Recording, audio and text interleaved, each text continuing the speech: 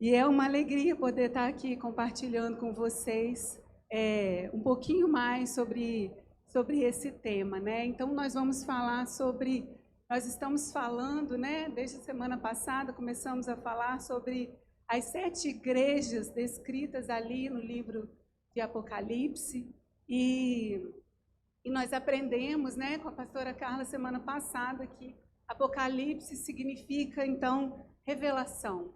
Né? Esse é o livro que revela Jesus, e revela para nós também sobre a segunda vinda de Jesus.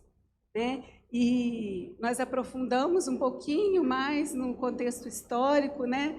Semana passada, entendemos mais do que estava acontecendo ali naqueles dias, em que João escreve essas cartas. E eu não sei se vocês pararam para observar essa imagem, né? Mas nós vemos nessa imagem os 7 candelabros de ouro e eles queimam. Estão vendo, irmãos? Os candelabros queimam. E eu creio que eles têm fogo, né? E eu creio que assim precisa ser a igreja de Jesus, incendiada, né? Uma igreja que queima por Ele, pela presença dEle. Nós vemos também Jesus passeando, caminhando no meio da igreja e segurando nas suas mãos, né, as 7 estrelas. E as 7 estrelas ali descritas no livro de Apocalipse são a liderança da igreja. Jesus está dizendo para nós, vocês estão nas minhas mãos, eu os sustento, sou eu quem os direciono. Eu caminho no meio da igreja, né? Jesus, ele está profundamente envolvido com a sua igreja. Ele está envolvido com o seu povo para ajudar aqueles que desejam andar com ele, né? E ele diz, eu seguro os líderes da minha igreja nas minhas mãos. E nós vamos hoje começar falando sobre as 7 igrejas de fato, né? E só para lembrar, as 7 igrejas são Éfeso, Esmirna, Pérgamo, Tiatira, Sardes, Filadélfia e Laodiceia. Essas são as 7 igrejas para quem Jesus envia, então, cartas. E, falando de uma maneira geral, é importante a gente ter informações sobre a situação com que cada igreja ali estava vivendo, né? Quais eram os desafios políticos, econômicos e espirituais que aquelas igrejas estavam vivendo ali naqueles dias. E Jesus, que não faz nada por acaso, selecionou estrategicamente essas 7 igrejas, sabendo que elas dariam uma visão profética, né, na preparação da igreja para o fim dos tempos. E nós vamos ver também nas 7 cartas que Jesus, ele começa, né, cada mensagem, ele começa chamando a atenção para um aspecto específico, né, da sua majestade. Ele começa se apresentando para aquela igreja e ele se apresenta, né, com aspectos específicos, né, que eram necessários para equipar aquelas igrejas para a perseguição e para as tentações que elas estariam enfrentando, que elas enfrentavam, né? Nós vamos ver também que Jesus, ele faz elogios, né? Ele faz afirmações a essas igrejas antes de fazer correções. Apenas Sardes e Laodiceia não são elogiadas. Vemos também nas cartas que Jesus, ele traz uma correção, uma exortação, e a disciplina de Jesus, ela não significa rejeição, né, mas amor. Jesus diz o que as igrejas precisam corrigir, né, para que elas tomem atitudes e as aproximem mais dele, né? E vamos ver também em todas as cartas, nós vamos ver as consequências pela falta de arrependimento, né? E mais uma vez, a repreensão de Jesus não é rejeição, né? Mas um convite para o retorno. E nós vamos ver Jesus fazendo para cada uma dessas igrejas uma promessa, ou trazendo para elas uma recompensa para aqueles que vencerem. E os vencedores nesse contexto, né, são aqueles que amadurecem. são aqueles que amadureceram, né, na área que Jesus está exortando. E vencer não significa perfeição, né? Jesus nos avalia com muita ternura. Jesus nos avalia com muito amor, Ele é bondoso na sua avaliação para conosco, né? E Jesus, Ele é a pessoa que mais ensina na Bíblia sobre recompensas.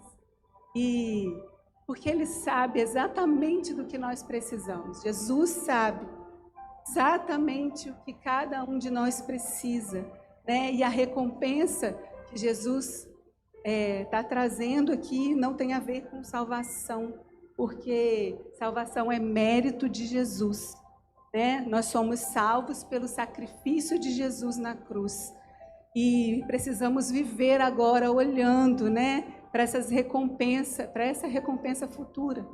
E quando nós conhecemos essas recompensas, o nosso coração é equipado, né, para viver com os olhos naquilo que é eterno. E nós precisamos viver, então, confiando que as escolhas que nós fazemos aqui, agora, né, elas vão ser recompensadas na eternidade. Então, as nossas escolhas aqui, elas importam para a eternidade. A forma como nós vivemos hoje importa, né, para a eternidade. E a primeira carta, então, para quem Jesus vai escrever, né, é a igreja em Éfeso. E nós aprendemos, né, que foi João o escritor dessas cartas. E João também foi o pastor dessa igreja em Éfeso. Essa carta é escrita à igreja em Éfeso por muitas razões, e nós vamos ver essas razões aqui hoje. E imagina, irmãos, que coisa maravilhosa, ou que coisa terrível, né? Ouvir, né? Ouvir a opinião de Deus a nosso respeito. Pode ser algo maravilhoso, ou pode ser algo terrível. Não é mais o que eu penso ao meu respeito, ou o que os outros estão pensando ao meu respeito, mas o que Jesus pensa sobre nós. O que Ele pensa. E a pergunta que eu quero começar te fazendo é exatamente essa. O que Jesus pensa sobre a sua vida? E nós vamos falar aqui de aplicações gerais, né? Falando na igreja como um todo, mas nós vamos também falar de aplicações de forma pessoal. Não é então mais sobre o que pensamos sobre nós, ou sobre o que os outros pensam. E hoje nós vivemos muito em dois lugares, nós oscilamos muito hoje nesses dois lugares, né? Nos preocupamos demais com o que os outros pensam ao nosso respeito. Isso é o que nós chamamos de vaidade. Ou então, nós vivemos no oposto. Nos preocupamos muito com o que nós mesmos pensamos sobre nós. Então, vamos viver em função do que eu penso sobre mim. E isso é orgulho. E nós vivemos, então, base nessas perguntas. Hoje, vivemos com base nessas perguntas. O que penso sobre mim ou o que os outros pensam sobre mim? Mas, e o que Deus pensa sobre mim? O que Deus pensa sobre você? Qual é a opinião dele? E o que realmente importa é o que ele pensa. E o que Ele pensa sobre nós, e vivermos preocupados com o que Deus pensa sobre nós, é viver em santidade. É viver em santidade. E o que Deus tem pensado sobre o estilo de vida que nós estamos levando? Essa carta, Jesus vai falar o que Ele estava pensando sobre o estilo de vida daquelas pessoas que se reuniam ali na igreja em Éfeso. Vamos ler o texto. Apocalipse, capítulo 2, versículos de 1 a 7. Ao anjo da igreja em Éfeso escreva: eis o que diz aquele que tem as 7 estrelas na mão direita e anda entre os 7 candelabros de ouro. Conheço as suas obras, o seu trabalho árduo e a sua perseverança. Sei que você não pode tolerar homens maus, que pôs à prova os que dizem apóstolos, mas não são, e descobriu que eles eram impostores. Você tem perseverado e suportado sofrimentos por causa do meu nome, e não tem desfalecido. No entanto, tenho contra você isto: você abandonou o seu primeiro amor. Portanto, lembre-se de onde caiu, arrependa-se e faça as obras que praticava no princípio. Se não se arrepender, virei a você e tirarei o seu candelabro do lugar dele. Há, porém, uma coisa a seu favor. Você odeia as práticas dos nicolaítas, como eu também odeio. Quem tem ouvidos, ouça o que o Espírito diz às igrejas. Aquele que vencer, darei o direito de comer da árvore da vida, que está no paraíso de Deus. Jesus começa então, né? João começa escrevendo a carta que Jesus diz para ele escrever, dizendo quem é o seu destinatário. Ele começa dizendo: quem está destinado a essa carta? A carta está destinada à liderança da igreja em Éfeso. E ele continua dizendo quem é o remetente da carta. Ele diz: aquele que anda no meio da igreja, aquele que segura as estrelas nas suas mãos, o remetente, o próprio Jesus. E, como nós falamos, todas as cartas elas vão começar com uma frase: eu conheço as suas obras. E 7 vezes nós vamos ouvir essa frase. E vamos ouvir também se repetir a frase, ao que vencer. 7 vezes vamos ouvir Jesus repetindo essa frase, ao que vencer. E essa frase que Jesus começa a carta é uma frase que precisa gerar um profundo temor em nós. Eu conheço as suas obras. Jesus está nos dizendo, eu sei tudo o que você está fazendo. E importa para Deus tudo aquilo que nós estamos fazendo. E Ele vai responder ao que fazemos. E santidade não é o que nos leva a ser salvos. Temos aprendido isso aqui. Santidade não é o que nos faz ser salvos, mas é a evidência de que nós fomos salvos. Então, se uma pessoa ela continua vivendo deliberadamente em pecado, se ela continua vivendo fora da vontade de Deus, será mesmo que essa pessoa realmente teve um encontro com Deus? Será que realmente o Espírito Santo de Deus habita no coração dessa pessoa? Jesus fala lá no verso 5 que haveria uma consequência muito séria. Ele removerá o candelabro de lugar. E você pode se perguntar, como remover o candelabro de lugar se o candelabro é a própria igreja? Mas o que Jesus estava falando é que se não ouvirmos a Ele, perderemos a nossa relevância, perderemos o nosso lugar, vamos acabar. E na semana passada nós aprendemos também que essa carta foi escrita por volta do ano 90 depois de Cristo. E entender esse momento, que João está escrevendo essa carta é importante. Porque vai nos mostrar, então, como eu falei no início, qual era o contexto que essa igreja estava vendo. O que acontecia naqueles dias. E nós vimos que João escreve essa carta enquanto ele está isolado na ilha de Patmos. E Patmos ela era uma espécie de colônia penal para onde iam os piores bandidos. E a história judaica ela conta que essa carta ela foi enviada às igrejas através do que eles chamavam de mensageiros confiáveis. Eram homens que arriscavam suas vidas, remando até aquela ilha, para então pegar os pergaminhos e trazer essa mensagem às igrejas. E vimos também sobre os imperadores que levantaram ali naqueles dias. E precisamos entender isso para saber o nível de perseguição que essa igreja enfrentava. E os cristãos estavam enfrentando naqueles dias. Falamos também sobre Nero, e sobre como ele perseguiu os cristãos. E cada imperador que assume após ele é um pior do que o outro. E nesse período assume então o império um homem chamado Tito, que inaugura o Coliseu. E é só um dado para vocês entenderem o que os cristãos sofriam naqueles dias. Em 100 dias de inauguração do Coliseu, 10.000 cristãos foram mortos ali naquele lugar. Então, é debaixo desse contexto que João está escrevendo essa carta. E eu queria mostrar para vocês algumas imagens, até a pastora Carla mostrou na semana passada. Essa, então, é uma imagem de Éfeso, a igreja em Éfeso, que está hoje localizada na Turquia, fica na província de Izmir. E hoje são apenas ruínas, ninguém mais habita nesse lugar, O que vemos é apenas um lugar turístico. Pode passar, tu. Pode passar. Aí. Temos lá também, nós vemos, esse é o maior, é um dos maiores sítios arqueológicos do mundo, É um lugar também turístico, não tem nenhuma habitação lá, como eu falei. Então, é ali onde essa cidade existia naqueles dias. Hoje nós vemos os maiores sítios arqueológicos do mundo e nós vamos ver que muitas coisas do que nós lemos em Atos e em Apocalipse são comprovadas ali por esse sítio arqueológico. Pode passar, tu. São também imagens desse local. Hoje essas são imagens atuais. Pode passar mais um, tu. Aí. Havia ali também em Éfeso, que era conhecido como Teatro de Odeon, ou o Grande Teatro de Éfeso. Essa é uma imagem atual do lugar, são também ruínas. E nesse lugar, era um lugar muito grande, cabiam em torno de 25.000 pessoas nesse lugar. Pode passar, Arthur. Havia ali também, tem uma imagem antes, Arthur, acho que você passou. Isso. Havia ali também, que era conhecido como a Escola de Tirano. É um lugar por onde Paulo vai passar, e aqui são apenas as ruínas, Paulo possivelmente aluga esse espaço por um período. Vou passar, Arthur. E aqui nós vemos as ruínas do conhecido, do famoso templo de Artemis, ou de templo de Diana, e esse é conhecido como uma das 7 maravilhas do mundo antigo. Artemis, ela é uma deusa grega, também chamada por Diana, e a mesma entidade, eles apenas mudaram o nome, e ela era conhecida como a deusa da fertilidade. Ali naquele lugar, eles acreditavam que era Diana, essa deusa, quem os alimentava e quem os dava prosperidade. A última imagem, gente. Tinha ali também uma famosa biblioteca né, conhecida como a Biblioteca de Celso, e era uma das mais famosas na sua época. Haviam ali muitos livros que não haviam em outros lugares. E eu falei de todos esses lugares, todos esses pontos importantes que tinham ali naqueles dias, porque eles são relevantes para o que nós vamos falar agora sobre essa igreja, a igreja em Éfeso. Então, esse é o plano de fundo, né, dessa igreja. E só para a gente falar mais um pouquinho sobre essa cidade, Éfeso. Éfeso era, então, naqueles dias, talvez a mais rica e mais importante cidade da Ásia Menor. E talvez tenha sido por isso que João começa escrevendo por Éfeso. E Éfeso era uma cidade cosmopolita, né? O que significa isso? Ali viviam pessoas de todos os lugares.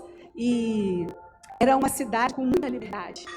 Qualquer pessoa podia ali falar de suas ideias, filosofar.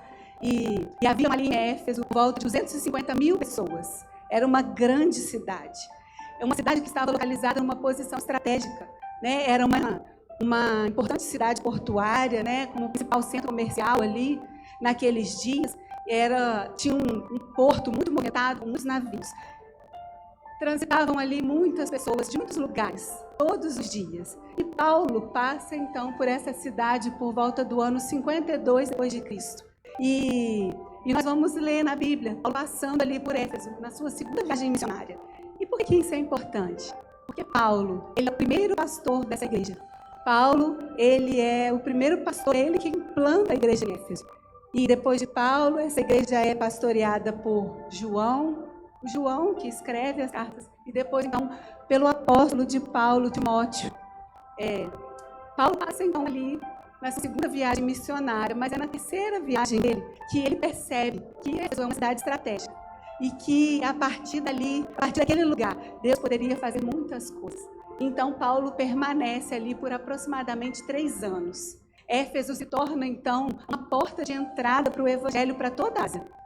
E muito próximo à cidade ali de Éfeso, havia a cidade de Colossos e a cidade de Laodiceia. E Paulo, ele sabia que não ia ser difícil começar um discurso ali naquela cidade. Afinal, era uma cidade de muita liberdade. E Paulo era um filósofo. Ele chegava, se apresentava nas sinagogas e ali ele ficava.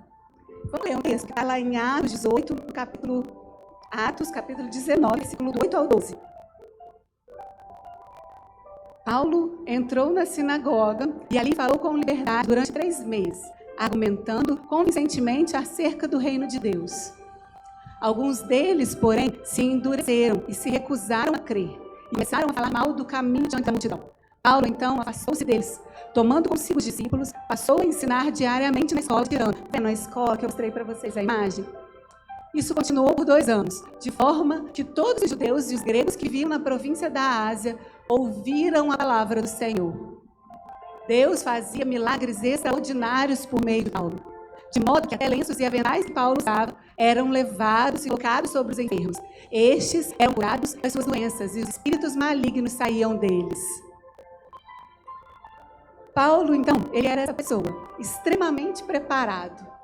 Paulo falava grego, hebraico, aramaico. Quando ele chegava ali na sinagoga, ele era questionado de onde vinha. O que ele fazia? Ele dizia: vem de Jerusalém. Eu era um fariseu. Eu também sou um cidadão romano, sou da tribo de Benjamim.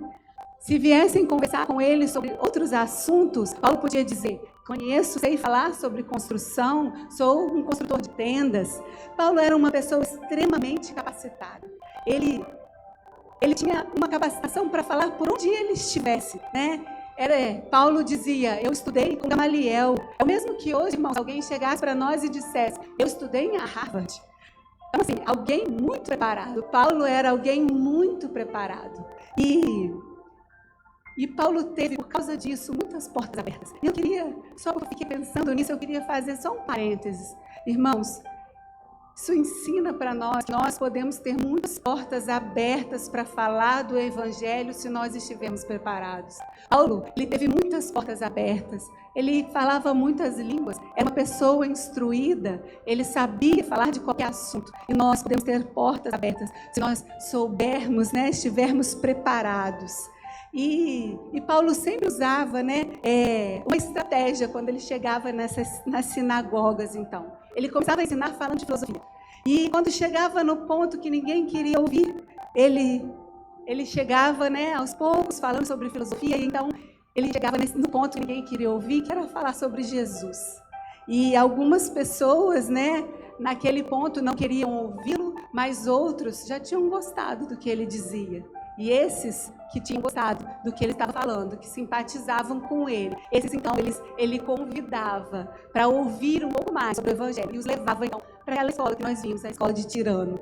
E Paulo ali, né, ele aluga então esse espaço, a história conta que ele aluga por volta de 3 anos esse espaço e acredita-se, né, que lá Paulo ele então preparava essas pessoas que queriam ouvir. Né? Paulo transforma ali aquela escola num lugar para preparar missionários, plantadores de igreja, pessoas, né, que queriam saber mais sobre Jesus, sobre o Evangelho de Jesus. É a Bíblia mesmo que nos conta isso, irmãos.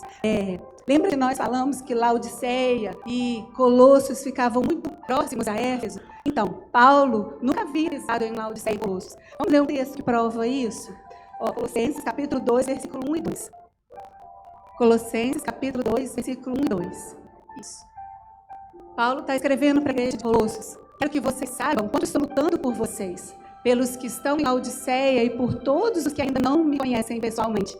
Esforço-me para que o coração deles seja fortalecido, sejam unidos pelo amor e alcancem toda a riqueza do pleno entendimento, a fim de conhecerem plenamente o mistério de Deus, a saber, Cristo.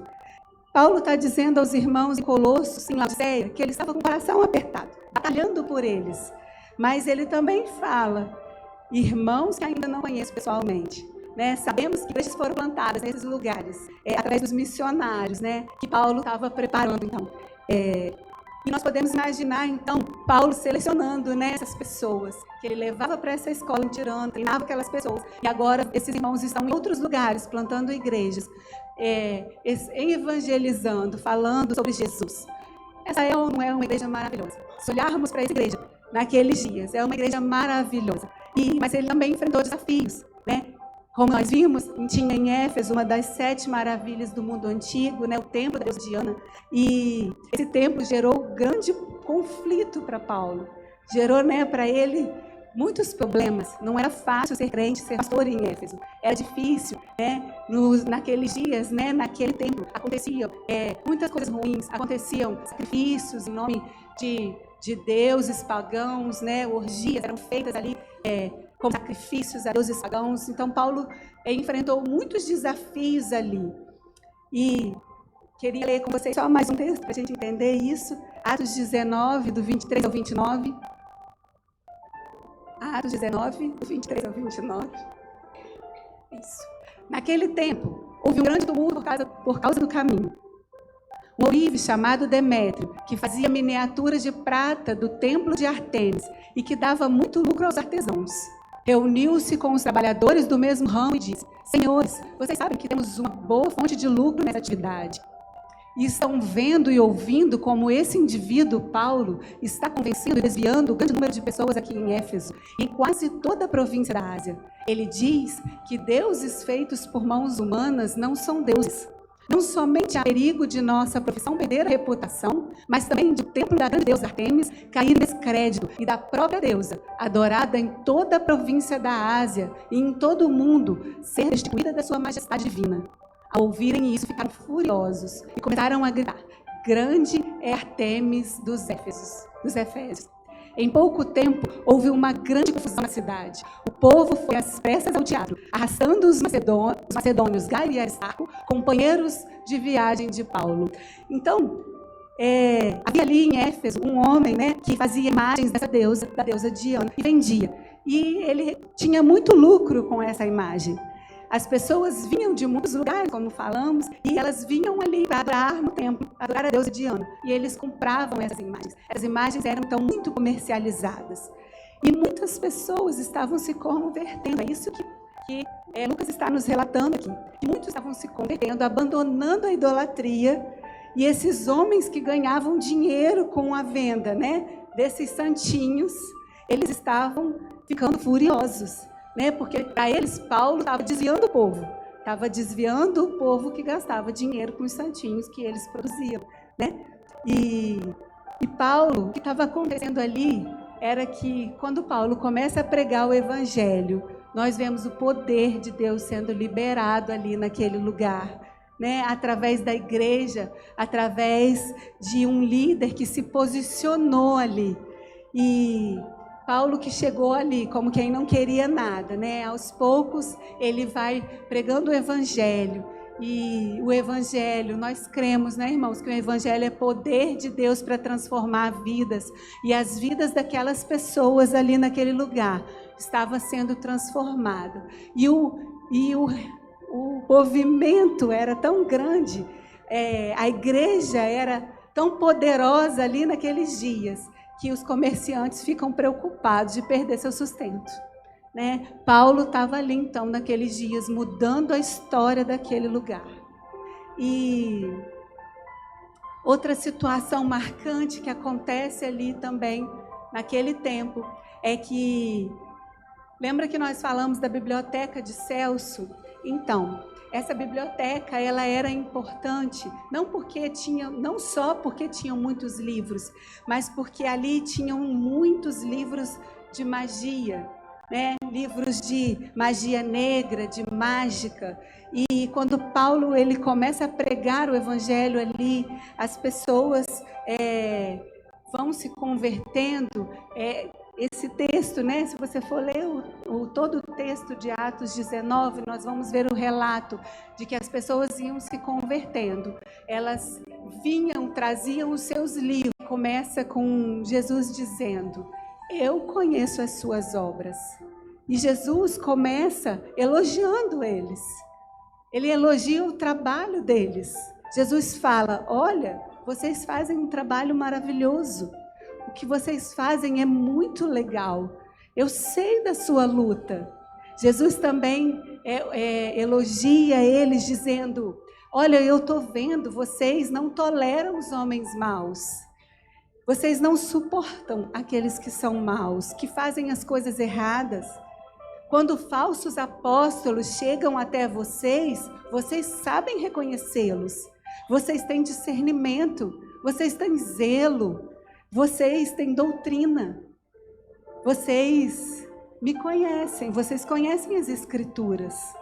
Quando vocês veem um falso mestre, vocês sabem dizer que está errado, que aquilo que ele não está de acordo com a minha palavra. Era isso que Jesus está dizendo para eles. Jesus também diz para eles: olha, eu vejo que vocês sofrem por causa do meu nome. Vocês são perseverantes. Irmãos, essa é uma igreja que foi perseguida, fisicamente perseguida. Eles foram perseguidos pelas autoridades nos seus dias e muitos foram mortos. E Jesus está falando: eu estou vendo, eu vejo a sua perseverança. Jesus também fala para eles: olha, eu vejo que vocês odeiam os nicolaítas. E os nicolaítas, eles eram seguidores de Nicolau. Nicolau foi um diácono na igreja em Jerusalém. Acredita-se, né, que foi um diácono na igreja em Jerusalém que caiu no erro. E os nicolaítas, eles pregavam que podíamos buscar a Deus de forma espiritual, mas ao mesmo tempo podíamos fazer o que quiséssemos com o nosso corpo, que não tinha problema, né? Eles pregavam que eles poderiam participar das orgias que aconteciam no templo dos deuses pagãos, porque é o espírito que está conectado com Deus. E isso era uma heresia, né? E essa é a mesma libertinagem da graça barata que nós ouvimos hoje, né? Que nós ouvimos tanto hoje. E Jesus está falando para eles aqui: olha, eu vejo que vocês odeiam o que eu odeio, mas ele continua dizendo, no verso 4, ele diz: contra você, porém, eu tenho isto: você abandonou o seu primeiro amor. Onde está? Onde está aquela igreja apaixonada? Como vocês chegaram a esse ponto? Passaram-se apenas 40 anos e como vocês chegaram até aqui? E Jesus deu para eles uma lista maravilhosa de todas as coisas que eles estavam fazendo, para depois então dizer para eles. Porém, com tudo isso, e a questão é essa, né? Do que adianta nós fazermos tantas obras para o Senhor e Ele olhar para nós e dizer, muito bom, porém, contudo, tenho contra você. Mesmo com tudo que aqueles irmãos estavam fazendo, eles foram perseguidos e perseveraram. Tinham um alto nível de conhecimento em teologia, a ponto de falsos mestres, de mentiras, de heresias não conseguirem penetrar naquela igreja. Mas eles também não toleravam os pecados, né? Eles aplicavam a disciplina, né? Eles mandavam embora aqueles que estavam fazendo as coisas erradas. Eles enviavam missionários, causavam alvoroço na cidade, nós vimos. Eles causavam um tumulto no meio da cidade. E a pergunta que nós temos é: o que então é mais importante do que fazer tudo aparentemente certo? O que é mais importante do que fazer tudo certo? Do que saber teologia? Do que conhecer, né, a palavra de Deus? Saber como combater uma heresia? Né? Ajudar nos ministérios, na casa de Deus? Doar nosso tempo, doar nosso dinheiro? O que é mais importante do que isso? E o que é mais importante do que todas essas boas obras? Jesus responde: você abandonou o amor que tinha no princípio. E nós precisamos entender uma coisa sobre a vida com Jesus, sobre a vida com Deus e sobre o que Ele quer de nós. E Jesus está falando, está nos chamando, né, a uma verdadeira santidade. Porque essa carta, irmãos, essa carta é para nós. Essa carta é para nós, hoje aqui. E nós não vamos falar das situações de outras igrejas, de outras pessoas. O Senhor nos chama a olhar para nós mesmos. E Jesus estava dizendo: parabéns, vocês não suportam os maus. Eu vejo que vocês perseveram, vocês vão no culto, vocês frequentam uma célula, vocês ajudam no ministério, mas eu tenho algo contra você. Você abandonou o primeiro amor. E a coisa mais terrível que a gente pode deixar para a próxima geração, né? Deixar como legado é uma pregação, uma palavra distante da aplicação. Se nós queremos perder, né? Perder os nossos filhos, perder a próxima geração, jogar fora tudo que Deus tem nos dado, todo o legado que Deus tem nos entregue, nós pregarmos algo diferente do que vivemos, ou ensinar algo diferente do que nós aplicamos. E talvez tenhamos uma boa teologia, mas Jesus está falando, você não está fazendo uma boa aplicação. Você tem agenda, você continua cumprindo um protocolo, mas onde está o fogo? Onde está o coração? Você tem encargo, mas não tem mais piedade, acabou? O que aconteceu? O que aconteceu com vocês? E nesse texto, em Atos 19, nós vamos ver também que Paulo ele chega ali em Éfeso e ele se encontra com discípulos de Jesus, provavelmente que foram discípulos de João Batista. E Paulo pergunta para eles: vocês são de Cristo? Eles dizem: sim, nós somos. E Paulo pergunta para eles: vocês já foram batizados? E eles respondem: nós fomos batizados. Provavelmente foram batizados por João Batista. E Paulo faz para eles mais uma pergunta: vocês já receberam o Espírito Santo de Deus? E eles respondem a Paulo: nós nem ouvimos falar sobre o que é o Espírito Santo de Deus. Paulo ora com eles ali, né? e eles são cheios do Espírito. Eles começam, né, a se mover nos dons. Eles são intensos, cheios de fogo. Vemos esses irmãos em Atos 19, né? Cheios de fogo, cheios da presença de Jesus. E eu queria te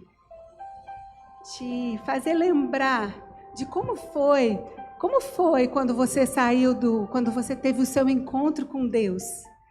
Como foi? Quantos de nós já tivemos experiências sobrenaturais e nós saímos talvez dos encontros, do reencontro, né? Pensando assim, eu quero isso para minha vida inteira. Eu tive um encontro com Jesus e é isso que eu quero para a vida inteira. Eu quero queimar por Jesus. E agora? Como está aquele coração de quando você saiu lá do encontro? De quando você teve um encontro com Deus? Como que está o seu coração? Jesus diz para aquela igreja: não me interessa seu cuidado moral se você perdeu o seu relacionamento comigo. Se você perdeu a sua paixão, eu não tenho interesse numa vida cheia de obras, se você não consegue me apresentar um coração incendiado por mim. O que aconteceu? E isso é tão forte que Jesus termina dizendo que do contrário virei até vocês e tirarei o seu candelabro do seu lugar entre as igrejas. Ele dizia: vocês vão acabar. Jesus está falando, gente, sobre uma igreja que aos nossos olhos hoje seria uma igreja do que nós chamamos de top. Queríamos frequentar essa igreja, a igreja em Éfeso. Nós íamos querer frequentar. Nós íamos querer participar dessa igreja. Se não fosse na nossa cidade, nós íamos querer segui-los nas redes sociais. Talvez fôssemos querer comprar os livros que o pessoal de lá escrevia. Mas Jesus está dizendo: eu vou eliminar essa igreja, porque não adianta apenas fazer. Eu sei o que você faz, e o que você faz é muito bom, mas eu quero as suas afeições junto com tudo aquilo que você faz. Eu quero o seu coração junto com tudo aquilo que você faz. E a verdadeira santidade é sim quando fazemos boas obras, mas quando as fazemos porque nós amamos o Senhor acima de todas as coisas. E nossas obras, elas vêm junto com o amor ao Senhor, ou as nossas obras vêm de outras coisas que se desenvolveram ao longo do tempo? Talvez eu faço tantas coisas porque eu quero ser um líder na casa de Deus, ou porque eu quero prosperar, então é por isso que eu dizimo. Ou quem sabe é porque eu estou me sentindo culpado por tantos erros que eu cometi, então por isso eu faço tantas coisas tentando pagar ao Senhor. Ou tenho medo de ir para o inferno, e por isso que eu tento fazer tantas boas obras. Mas qual é a nossa motivação, né? Nessas boas obras? Jesus vê o nosso coração. E Ele pode estar falando assim, lá no início, talvez lá atrás, quando você teve um encontro real comigo, talvez você não tivesse uma boa teologia. Talvez lá no início você não soubesse combater as heresias, mas o seu coração queimava. O seu coração estava envolvido. Será? A pergunta que eu faço para nós, para todos nós, irmãos, nessa noite. Será que nós não caímos em tudo isso? Nós, igreja no Brasil, porque será que isso não virou apenas costume? Será que não é um hábito? Sabe, é um perigo muito grande, especialmente para aqueles que cresceram num contexto de igreja. Eu sei que muitos irmãos aqui, muitos de nós crescemos, né, num contexto de igreja, e isso é muito perigoso para nós.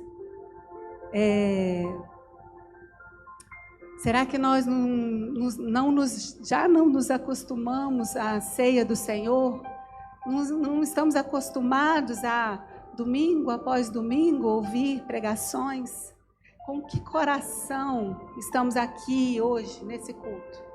Qual é o nosso coração? Com que coração estávamos agora louvando ao Senhor? Quantos de nós escolhemos tantas vezes não estar aqui, assistir online ou nem assistir? Tantas vezes fazemos essa escolha, podendo estar aqui. Será que o nosso coração, enquanto ministrávamos aqui, quando o Ministério de Louvor ministrava aqui, será que o nosso coração estava de fato como aquele coração de quem sabe que foi transportado do império das trevas para o reino do Filho, do seu amor? Será que o nosso coração estava aqui, enquanto cantávamos, né, cientes, né, com a certeza de que caminhávamos a passos largos para a condenação eterna e que nós fomos encontrados por Jesus e que Ele pagou a nossa dívida? Será que é esse o nosso coração? Né? Jesus está dizendo para a gente, claro que as suas obras são importantes, mas elas não têm valor se eu não tiver as suas afeições. Ela não tem valor se você não me amar com todo o seu coração. E Ele fala, volta à prática. Volta à prática das suas obras com o coração envolvido.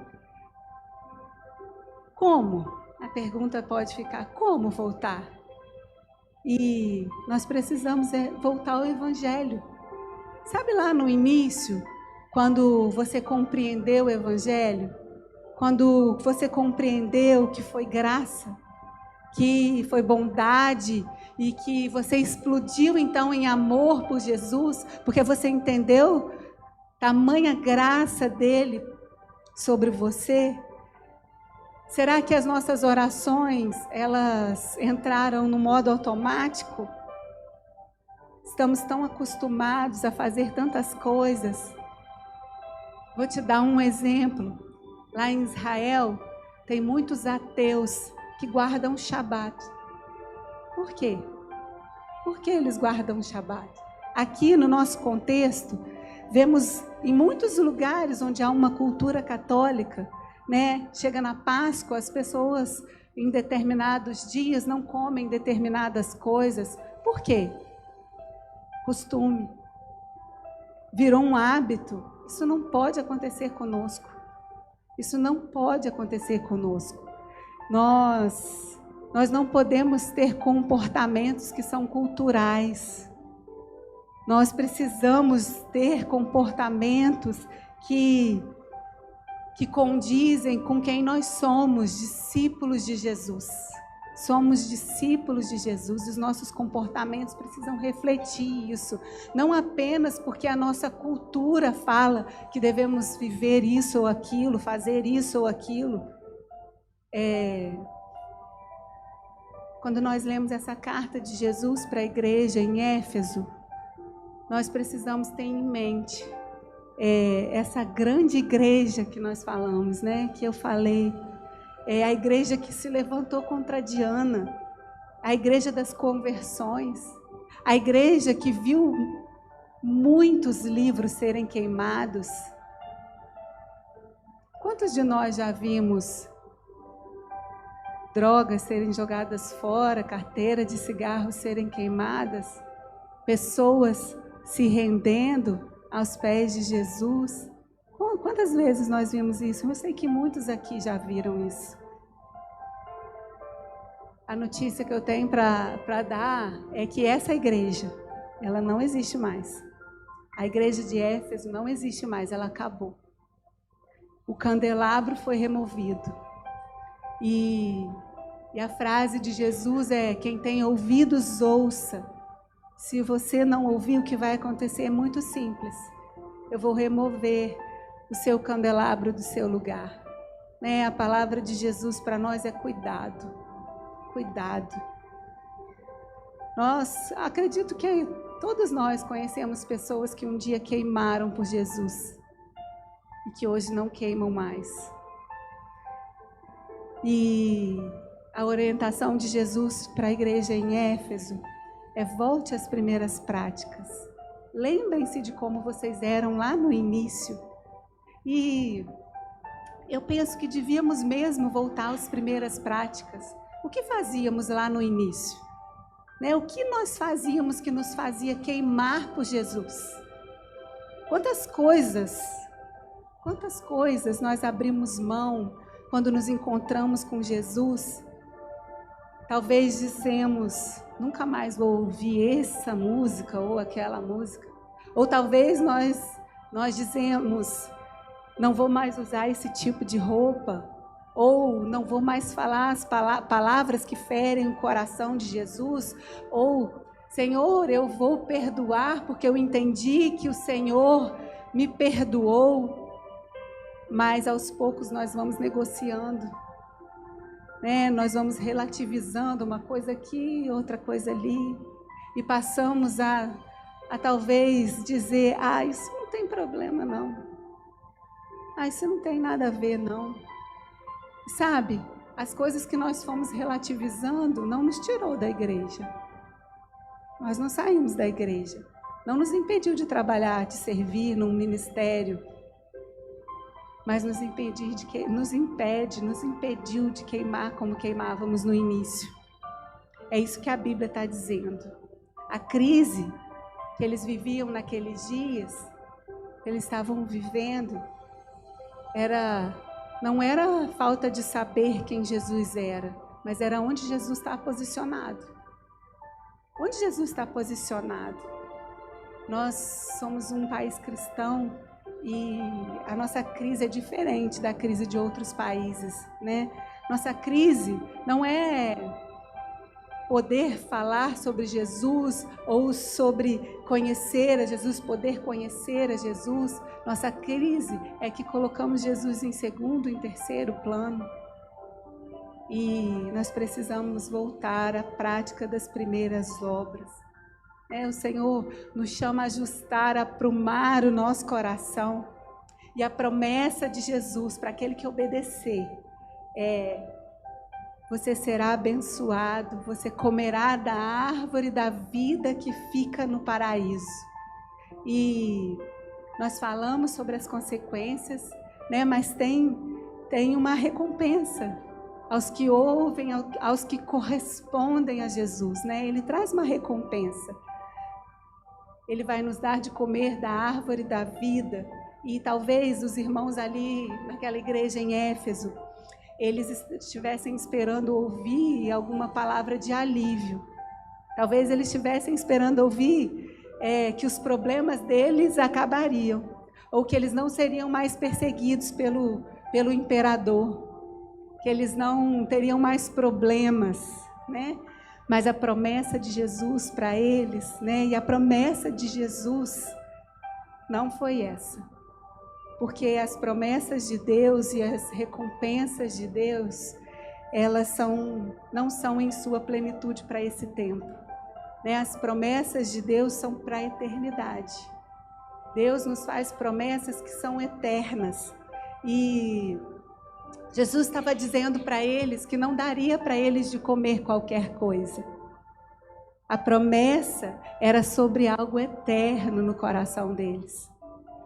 E tem uma história de 2 missionários, talvez vocês já devem ter ouvido, é uma história antiga, que 2 missionários estavam conversando e um diz para o outro assim: olha, servir Jesus talvez não vai te dar um bom salário não, mas a aposentadoria é de outro mundo.